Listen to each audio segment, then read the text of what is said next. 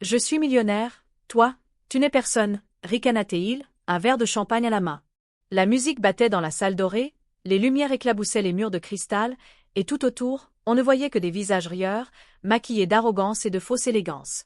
Elle, vêtue d'une robe simple, tenait son plateau d'argent, le regard baissé mais le cœur en feu. Élise travaillait comme serveuse dans cette réception mondaine organisée par Adrien Moncler, héritier d'un empire hôtelier, habitué à ce que tout et tout le monde lui obéisse. Lorsqu'elle trébucha légèrement en déposant les verres, il éclata d'un rire cruel, l'œil brillant de mépris. « Fais attention, ma petite. Je paie tes salaires, tu sais » lança-t-il d'un ton narquois. « Oui, monsieur » répondit-elle doucement, la gorge serrée. Mais derrière ce ton soumis, il y avait une flamme. Une promesse silencieuse.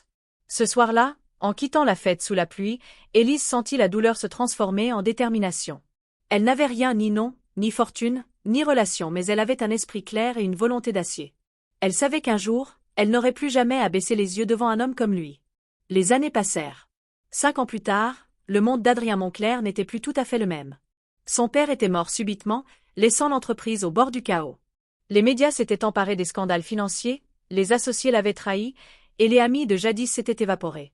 L'homme qui riait autrefois dans les salons dorés vivait désormais dans une solitude tapageuse, entouré de souvenirs vides. Un matin d'automne, alors qu'il traversait une galerie commerciale de Genève, il croisa une silhouette qui lui fit ralentir le pas. Une femme. Élégante. Rayonnante.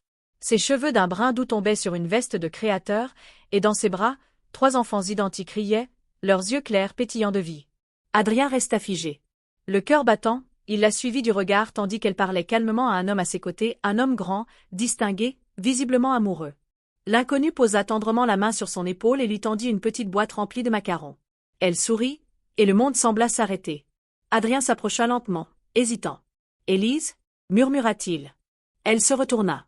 Un silence tomba entre eux. 5 ans effacés, mais 1000 souvenirs revenus d'un seul regard. « Monsieur Moncler » fit-elle d'une voix calme, presque distante. Il sentit un vertige. Ce monsieur Moncler sonnait comme un jugement. « Tu es méconnaissable » dit-il, maladroitement. « Ces enfants sont, les tiens » Elle sourit légèrement. « Les nôtres » répondit-elle en jetant un regard tendre à son mari. « Nous avons fondé notre propre chaîne d'hôtels familiaux. Vous en avez peut-être entendu parler, les Jardins d'Élise. » Adrien sentit son souffle se couper. Oui. Il avait entendu ce nom, un empire en pleine ascension, symbole d'élégance et de réussite. Une entreprise qui, ironie du sort, venait tout juste de remporter un appel d'offres qu'il avait lui-même perdu. « Alors, tu as réussi » balbutia-t-il. « Non » corrigea-t-elle doucement. « Nous avons simplement travaillé, avec honnêteté, persévérance et respect. Ce que vous appeliez faiblesse, monsieur Moncler, c'était ma force. » Elle inclina la tête, salua poliment et s'éloigna avec son mari et leurs 3 enfants. Adrien resta là, immobile, le regard vide, tandis que le rire des petits s'éloignait dans l'air frais. Cette nuit-là, il ne dormit pas. L'image d'Élise revenait sans cesse, son regard paisible, sa dignité, cette lumière tranquille qui lui manquait tant. Il comprit que ce qu'il avait méprisé autrefois était précisément ce qu'il cherchait désormais, une âme vraie. Quelques semaines plus tard, Adrien reçut une invitation officielle. Cérémonie d'inauguration du nouvel hôtel Les Jardins d'Élise Paris-Champs-Élysées. Par curiosité, ou peut-être par besoin, il s'y rendit. Sous les projecteurs, Élise prononça un discours d'une simplicité désarmante. Ce succès n'est pas celui d'une revanche. C'est la preuve que le respect vaut mieux que l'orgueil, et que personne n'est personne. Chacun a en lui la possibilité de briller, s'il choisit de le faire avec cœur. Les applaudissements éclatèrent. Adrien sentit une larme brûler sa joue. Quand la foule se dispersa, il s'approcha timidement d'elle. « Élise, dit-il d'une voix rauque, je ne demande rien. Juste, la chance de m'excuser. » Elle le regarda longuement, sans colère, sans mépris, seulement avec une douceur qui le désarma. « Parfois, Adrien, murmura-t-elle, le pardon n'a pas besoin de mots. Il se prouve par le changement. » Elle se détourna, rejoignant son mari et ses enfants sous le halo des lumières. Adrien resta seul, au milieu du hall somptueux qui portait son nom à elle. Mais ce soir-là, pour la première fois depuis longtemps, il ne ressentit ni honte, ni envie. Seulement un étrange apaisement, comme si la vie venait enfin de lui enseigner sa plus grande leçon. Et tandis qu'il quittait lentement la salle, la pluie commença à tomber, douce et fine, comme un pardon venu du ciel. Adrien marcha longtemps cette nuit-là, sous la pluie qui lui collait à la peau comme une seconde conscience. Chaque pas résonnait sur les pavés luisants de Paris, un écho de tout ce qu'il avait perdu, de tout ce qu'il avait été. Les néons des cafés, les éclats de rire des passants, Tout semblait appartenir à un monde auquel il n'avait plus vraiment accès. Il se souvenait du jeune homme qu'il avait été, arrogant, sûr de lui, persuadé que l'argent suffisait à définir la valeur d'un être humain. À présent, il ne possédait plus grand-chose sinon le souvenir d'un rire qu'il avait autrefois méprisé et qu'il donnerait tout pour entendre à nouveau. Il rentra dans son petit appartement du 7e arrondissement, loin du faste des hôtels qu'il avait connus. Les murs étaient nus, les meubles simples, mais pour la première fois, il observa cette modestie sans dégoût. Il posa son manteau trempé, alluma une lampe, et resta debout devant la fenêtre, observant les gouttes s'écraser contre la vitre. Tout lui semblait suspendu, le temps, la ville, sa propre respiration. Les mots d'Élise résonnaient encore dans sa tête. Le pardon se prouve par le changement. Changer, mais comment? À 50 ans passés, pouvait-il encore devenir un homme différent? Le lendemain, il se leva avant l'aube. Paris dormait encore, mais lui sentit naître une étrange énergie, une lucidité nouvelle. Il prit un carnet poussiéreux qu'il n'avait pas ouvert depuis des années, un carnet de projets, d'idées d'hôtels jamais réalisées. En tournant les pages, il retrouva une esquisse qu'il avait dessinée autrefois, un établissement conçu non pour les riches, mais pour les voyageurs solitaires, les artistes, ceux qui cherchaient un refuge plus qu'un luxe. À l'époque, son père avait ri de ce rêve. Les affaires ne se font pas avec le cœur, lui avait-il dit. Adrien traça une ligne sous l'ancien croquis et nota en dessous. Les affaires devraient commencer avec le cœur. Les jours suivants, il se mit au travail. Il vendit ses dernières actions dans l'entreprise familiale, ce qui restait encore de l'Empire Montclair, et investit le peu qu'il possédait dans une bâtisse abandonnée du Marais. Les voisins le regardaient avec curiosité. Que faisait cet homme bien habillé, souvent couvert de poussière, à retaper des murs lui-même? Mais Adrien s'en moquait. Chaque coup de marteau, chaque couche de peinture était comme un pas vers la rédemption. Il n'avait plus de personnel, plus de partenaires, seulement quelques artisans qu'il payait honnêtement et respectait profondément. Et peu à peu, quelque chose changea en lui. Il apprit à écouter, à remercier, à partager le café avec les ouvriers le matin, à rire des imprévus. Il découvrit que la fatigue pouvait être belle lorsqu'elle naissait de quelque chose de vrai. Un jour, alors qu'il balayait la poussière du chantier, il vit passer, de l'autre côté de la rue, une silhouette familière. Élise. Elle marchait rapidement, un dossier sous le bras. Elle ne le vit pas d'abord. Il hésita, puis l'appela doucement. Élise. Elle s'arrêta, tourna la tête, surprise. En le voyant, elle resta immobile quelques secondes, puis esquissa un sourire poli. Vous travaillez ici? Demanda-t-elle. Il hocha la tête, un peu gêné. Oui. C'est un vieux rêve. J'essaie de reconstruire quelque chose, à ma manière. Elle s'approcha, observa les murs fraîchement repeints, la façade restaurée avec soin. C'est charmant, dit-elle sincèrement. Vous avez choisi un endroit plein d'âme. Adrien sentit son cœur se serrer.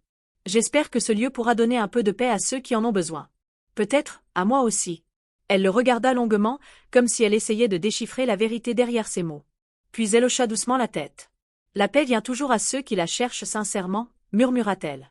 Avant de partir, elle laissa sa carte de visite sur un comptoir encore couvert de poussière. Élise Laurent Moreau, directrice générale, les Jardins d'Élise. Ce soir-là, Adrien resta assis longtemps à contempler ce morceau de papier. Pas comme un trophée, mais comme un signe que la vie lui offrait une chance fragile, mais réelle, de se racheter. Les mois passèrent. L'hôtel ouvrit enfin. Il l'appela le refuge du temps. Rien d'imposant, rien de luxueux.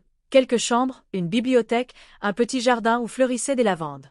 Les premiers clients étaient des voyageurs fatigués, des écrivains en quête d'inspiration, des familles modestes venues découvrir Paris sans éclat. Adrien les accueillait lui-même, avec un sourire simple et une écoute sincère. La rumeur de ce lieu paisible se répandit doucement. Certains journalistes commencèrent à s'y intéresser, intrigués par cet ancien magnate devenu hôtelier du cœur. Les critiques étaient élogieuses. L'ancien prince de la vanité s'est transformé en artisan d'humanité. Un matin, Élise revint. Cette fois, elle ne venait pas par hasard. Elle tenait la main de l'un de ses enfants, une petite fille aux yeux clairs, qui observait tout avec une curiosité joyeuse. « Maman m'a dit que tu avais construit un hôtel magique », lança la fillette en souriant. Adrien rit doucement. « Magique? Oh non, juste un endroit où on se sent bien. Tu veux le visiter ?» La petite hocha la tête avec enthousiasme, et Élise la suivit, amusée. Ils parcoururent ensemble le hall, les chambres, le jardin. Elle sembla touchée par les détails simples, des livres d'occasion soigneusement alignés, une table d'hôte où chacun pouvait partager son repas, un mur couvert de citations sur la bonté. « C'est beau, Adrien ?» dit-elle enfin. « C'est apaisant. » Il baissa les yeux, un peu ému. « C'est grâce à toi. Sans ton regard ce soir-là, je serais restée l'homme que j'étais. » Elle resta silencieuse un moment, puis posa sa main sur son bras. « Non, Adrien. C'est toi qui as choisi de changer. J'ai simplement été le miroir. À ce moment-là, le mari d'Élise arriva à son tour, souriant, les deux autres enfants dans les bras. Adrien le salua avec sincérité. Aucune jalousie, aucune amertume. Juste un respect tranquille. Ils s'assirent tous ensemble dans le jardin, autour d'une tasse de café. Les enfants jouaient près de la fontaine. Le soleil perçait entre les nuages, illuminant les visages. Adrien écoutait les rires, les voix, le vent. Et pour la première fois depuis longtemps, il ne pensait plus à ce qu'il avait perdu, mais à ce qu'il avait appris. La vie, songea-t-il, ne lui devait rien. Mais elle lui avait offert une seconde chance, pas de richesse, pas de gloire, mais de sens. Et dans le reflet du sourire d'Élise, il comprit que parfois, le vrai luxe n'est pas ce que l'on possède, mais ce que l'on devient. Le vent fit frémir les branches du jardin, emportant avec lui le parfum des lavandes et des herbes fraîchement coupées. Adrien leva les yeux vers le ciel, cette lumière dorée qui se posait sur tout comme une bénédiction silencieuse. Autour de lui, les enfants d'Élise riaient aux éclats, courant dans les allées avec l'innocence que seule l'enfance peut offrir. Leurs voix résonnaient contre les murs de pierre et se mêlaient au chant lointain d'un violoniste de rue. Tout semblait irréel, suspendu entre le passé et ce présent fragile qu'il apprenait encore à apprivoiser. Élise l'observait discrètement, remarquant cette douceur nouvelle dans ses gestes, cette humilité tranquille dans son regard. L'homme qu'elle voyait devant elle n'avait plus rien de celui qui, des années plus tôt, la traitait comme une ombre insignifiante. La vie, pensa-t-elle, avait ses propres manières de façonner les âmes, parfois dures, souvent justes. « Les enfants adorent ton jardin » dit-elle en souriant. « Tu devrais en faire un endroit pour les familles. Peut-être même un petit atelier pour eux, peinture, musique, quelque chose de vivant. » Adrien réfléchit un instant, puis hocha la tête. « C'est une belle idée. Je voulais que ce lieu soit un abri, mais peut-être qu'il peut aussi être une graine. Un endroit d'où quelque chose de nouveau pousse. »« Exactement, » répondit-elle. « Les gens ne viennent pas seulement dormir dans un hôtel, Adrien. Ils viennent chercher un souvenir à emporter. » Ces mots le touchèrent profondément. Cette femme semblait encore comprendre ce que lui-même avait mis une vie à saisir, que la vraie richesse se mesure à la trace que l'on laisse dans le cœur des autres. Au fil des jours, ils se croisèrent de plus en plus souvent. Parfois, Élise venait déposer des fleurs dans le hall, parfois simplement partager un café avant ses réunions. Elle lui proposa même de collaborer. Les jardins d'Élise cherchaient à ouvrir une nouvelle ligne d'hôtels éthiques, plus humains, centrés sur la simplicité et le bien-être. Adrien hésita d'abord. Il craignait que ce rapprochement ne réveille des blessures, ou pire, des illusions. Mais il accepta, car au fond de lui, il savait que ce projet allait au-delà de son passé. Les réunions commencèrent dans une atmosphère presque familiale. Le mari d'Élise, Marc, un homme posé et d'une gentillesse désarmante, se montrait respectueux et curieux. Il semblait comprendre l'importance silencieuse de ce lien qui existait entre eux, un lien tissé de remords, d'estime et de quelque chose de plus subtil encore, peut-être une gratitude mutuelle. Un soir, après une longue journée de travail, Élise et Adrien se retrouvèrent seuls dans le jardin du refuge du temps. Le ciel s'assombrissait, parsemé d'étoiles naissantes. Le murmure d'une fontaine accompagnait leur silence. « Tu sais, » dit-elle doucement, « il y a des années, je t'en voulais. Je ne pouvais pas comprendre comment un être humain pouvait mépriser un autre à ce point. Et pourtant, je crois que si tu ne m'avais pas humilié ce soir-là, je n'aurais jamais eu la force de devenir ce que je suis aujourd'hui. » Adrien se tourna vers elle, ému. « Alors, c'est moi qui devrais te remercier, » murmura-t-il. « Parce que sans toi, je n'aurais jamais appris ce que vaut une âme. » Leurs regards se croisèrent, sans amertume, sans désir, juste cette reconnaissance profonde qui unit ceux qui ont survécu à la même tempête. Les semaines suivantes, le projet prit forme. Ils décidèrent de rénover plusieurs bâtiments anciens pour en faire des lieux de séjour à taille humaine. Marc gérait la partie financière, Élise dessinait les concepts et Adrien se chargeait de l'âme du projet, le lien humain. Ils rencontraient les futurs employés un par un, écoutaient leurs histoires, leurs difficultés, leurs rêves. Beaucoup étaient des gens simples, parfois rejetés ailleurs, anciens prisonniers, mères isolées, jeunes sans diplôme. Adrien les accueillait avec respect, leur donnant une chance qu'il aurait autrefois refusée à d'autres. Chaque visage devenait pour lui un rappel. Autrefois, il aurait regardé ces gens comme des nobody. Aujourd'hui, il voyait en chacun une lumière, une force cachée. Un après-midi d'hiver, alors qu'il terminait la peinture d'une façade avec un jeune employé, un journaliste vint l'interviewer. « Monsieur Moncler, comment expliquez-vous cette transformation radicale dans votre vie? Vous étiez un symbole du luxe, et vous voilà artisan de l'humilité. » Adrien sourit. « J'ai compris que la vraie grandeur, ce n'est pas d'être admiré, mais d'être utile. J'ai passé des années à construire des murs pour me protéger. Maintenant, je préfère ouvrir des portes. » Cette phrase fit le tour des journaux, des réseaux, des magazines.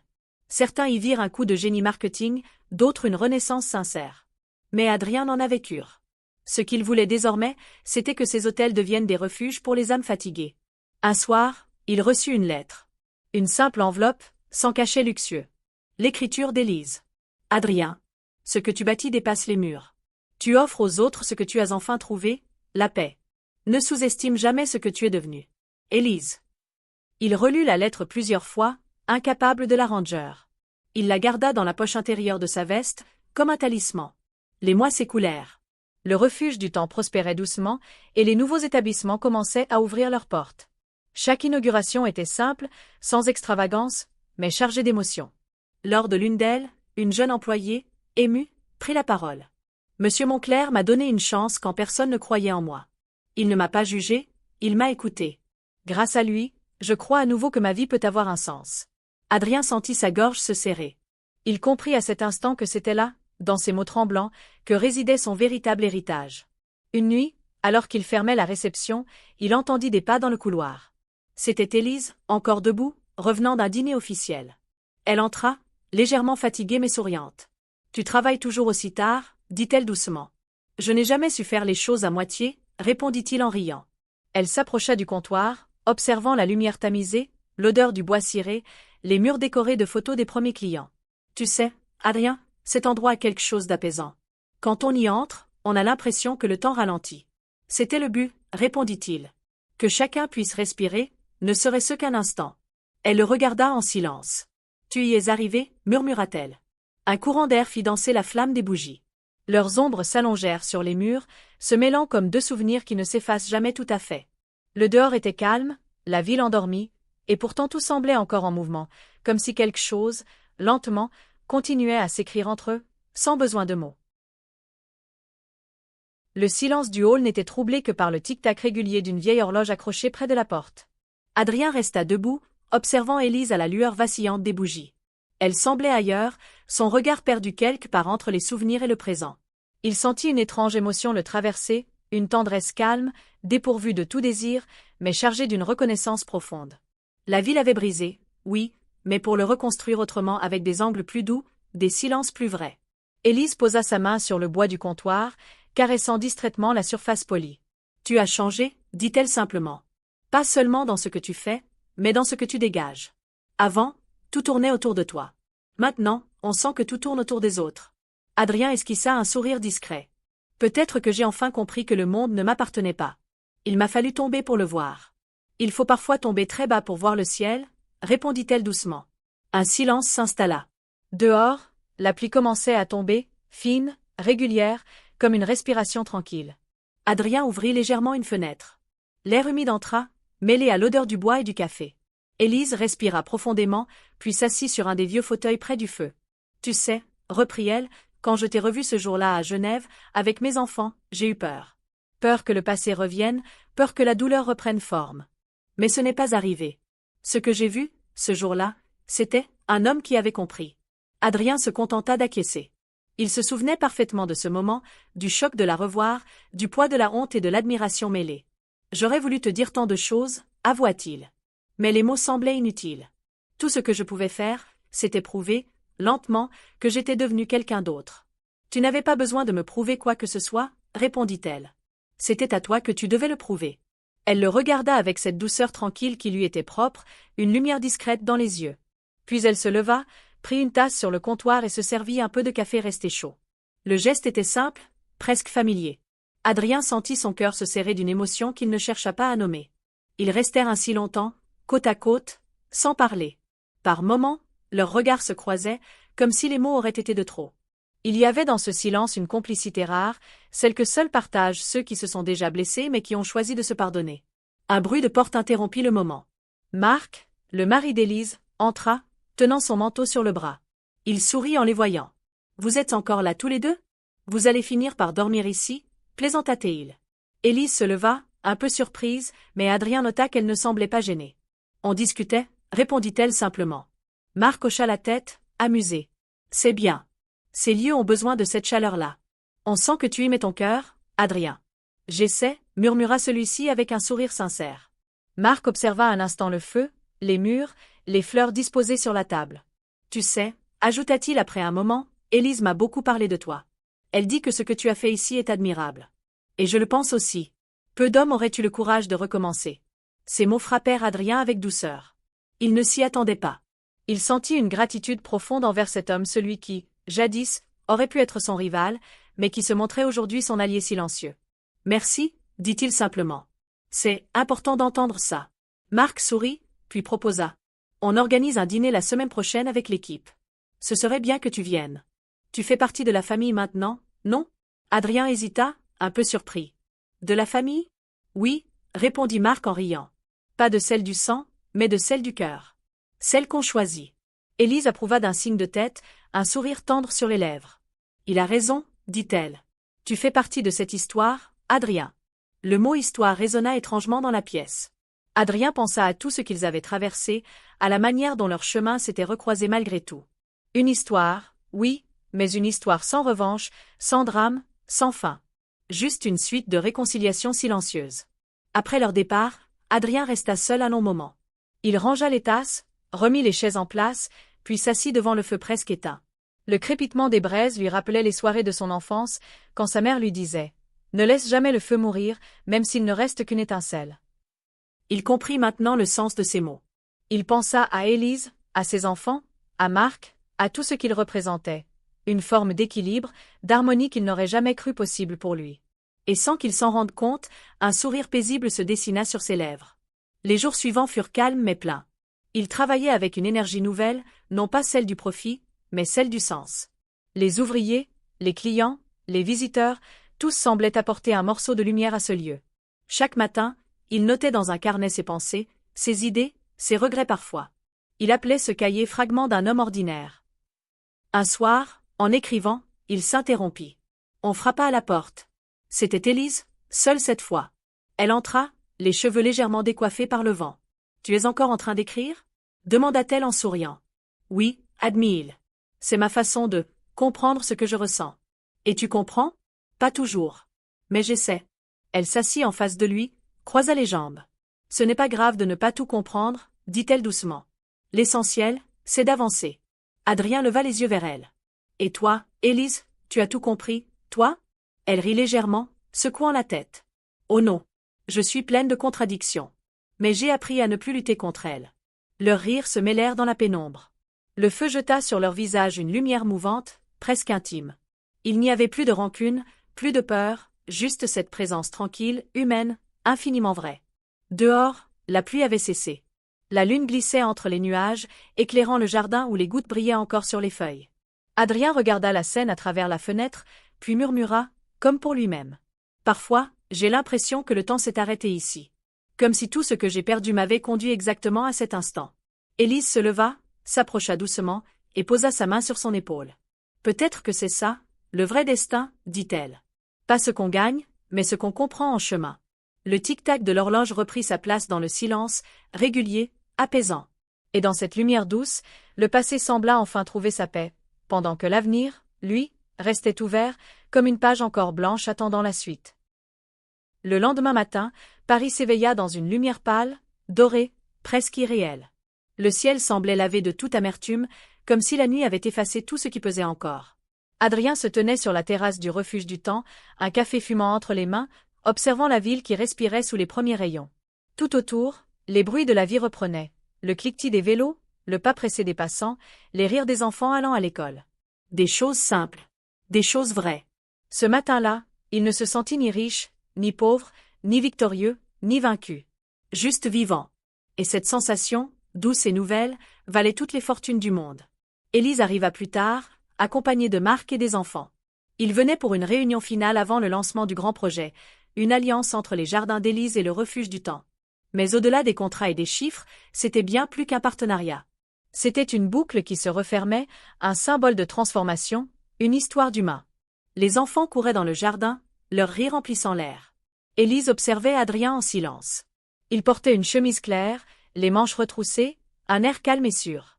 Cet homme-là, pensa-t-elle, n'avait plus rien à prouver. « Tu sembles en paix » dit-elle doucement en s'approchant. « Je crois que je le suis » répondit-il. « Pas parce que j'ai tout réparé, mais parce que j'ai enfin cessé de vouloir contrôler ce qui m'échappe. » Elle hocha la tête, le regard brillant.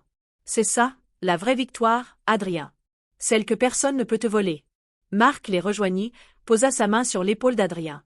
Prêt pour ce nouveau chapitre? Adrien sourit. Prêt, oui. Mais cette fois, ce ne sera pas mon histoire. Ce sera la nôtre.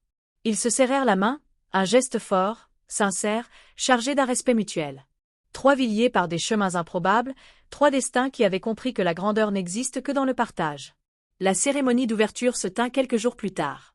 Les invités affluaient, journalistes, familles, anciens employés, tous curieux de découvrir ce lieu qui, disait-on, ne ressemblait à aucun autre. Pas un hôtel de luxe. Pas une façade de prestige. Un sanctuaire d'humanité. Quand Adrien monta sur scène, la salle se tut. Il prit la parole sans note, sans artifice. Sa voix était calme, grave, sincère. Il y a 5 ans, j'ai perdu tout ce que je croyais essentiel.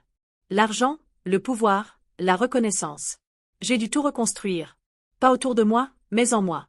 J'ai appris que le respect ne se demande pas, il se donne. Que la richesse ne s'affiche pas, elle se partage. Et que la vie, parfois, vous brise, pour mieux vous réapprendre à aimer. Un silence suspendu suivit ces mots. On pouvait presque entendre les respirations. Il poursuivit, plus doucement. J'ai rencontré des âmes simples qui m'ont montré que la beauté du monde ne se mesure pas à sa valeur, mais à sa vérité.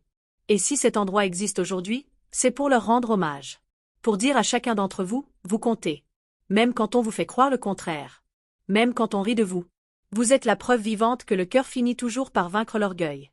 Les applaudissements éclatèrent, longs, profonds. Élise, debout dans le public, sentit les larmes lui monter aux yeux. Ce n'était plus l'homme qui l'avait humilié. C'était un homme transformé, redressé, devenu lumière là où il avait jadis été ombre. Lorsque la foule se dispersa, elle s'approcha de lui. Il la regarda, un sourire tranquille aux lèvres. « Tu vois, dit-elle, parfois la vie écrit de meilleures fins que nous. »« Non, répondit-il. Ce n'est pas une fin. C'est juste un recommencement. » Ils marchèrent ensemble dans le jardin, tandis que les enfants jouaient près de la fontaine. Le soleil se couchait lentement sur Paris, enveloppant la scène d'une chaleur dorée, presque cinématographique. Adrien s'arrêta un instant, regardant les rires des enfants, la tendresse d'Élise, la présence sereine de Marc. Tout cela n'était pas son monde d'autrefois, c'était mieux.